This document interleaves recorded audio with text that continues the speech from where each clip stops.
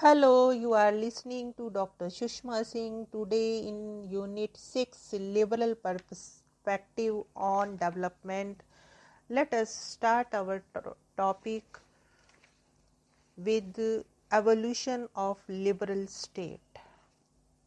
In the 19th century, commercial interests in England were specifically geared to limit the powers of the state and to establish parameters within which business activity could remain more or less untrammeled.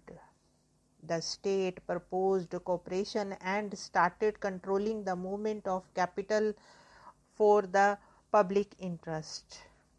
The liberal state at this stage was not a laissez-faire state, but one in which the interventionism was required to create or maintain the conditions for private accumulation of wealth.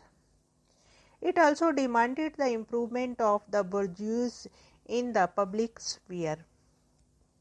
The extension of capitalism tends to reduce earlier mercantilist notions of the state economic activity and the political control of the trade.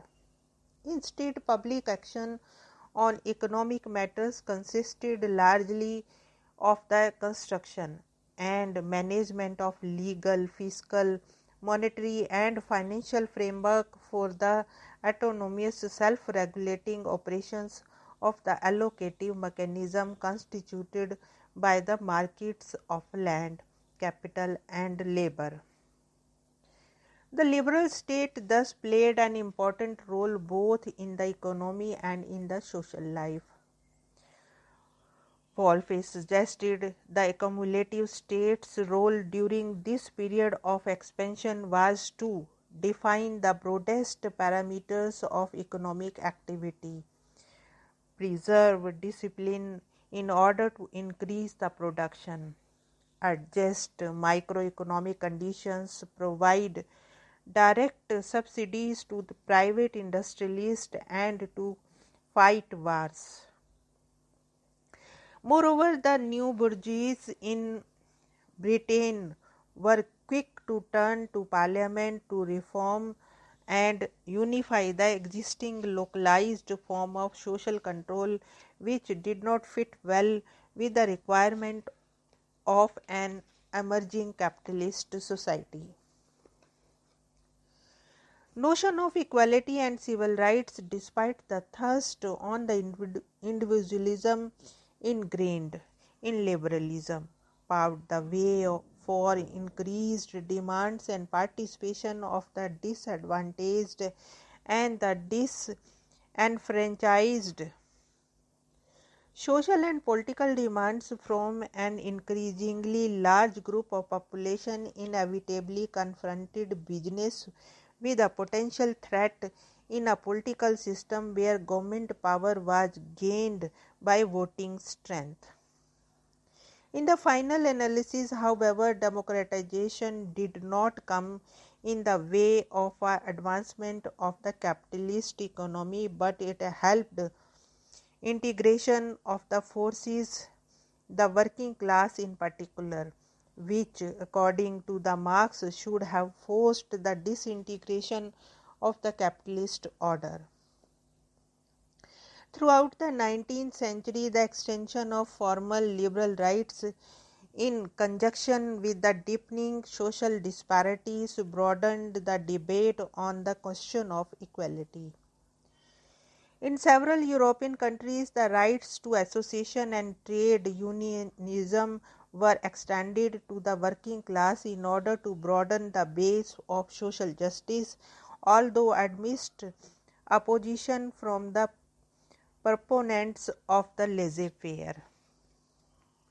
The extension of citizenship to the lower classes was given the special meaning that as citizens, the members of these classes were entitled to a certain standard of well-being in turn for which they were only obliged to discharge the ordinary duties of citizenship. Such development marked a move away from the radical individualism of the liberal state. The development of the modern, increasingly powerful state during the later part of the 19th century, however, had induced conflicting responses from the businessmen over the extent to which the state should actively secure the basis of successful capital accumulation through increased economic interventionism in the market. At the beginning of the 20th century, the economy did not seem to be fully operating on the model enshrined in the paradigm of liberalism. Firms were larger, production was concentrated, liabilities was more limited, and the functions of corporate ownership and management became more distinctive, particularly as demands for protection of home and markets that were stimulated by foreign competitions increased. The First World War shaped capitalism in a way that differed considerably from the liberal design. In England, for example, by the end of the war, the state combined and controlled the railways, guaranteed profit margins, and had assumed a major role for insurance. It was also the largest employer and produced the major part of the national output. In the period between the two world wars, cooperation between the state and the business interest was the dominant guiding principle of social management. After the Second World War, there was a clear shift, both in Europe and America, towards the welfare state. Here we want to close this lecture. Thanks for listening.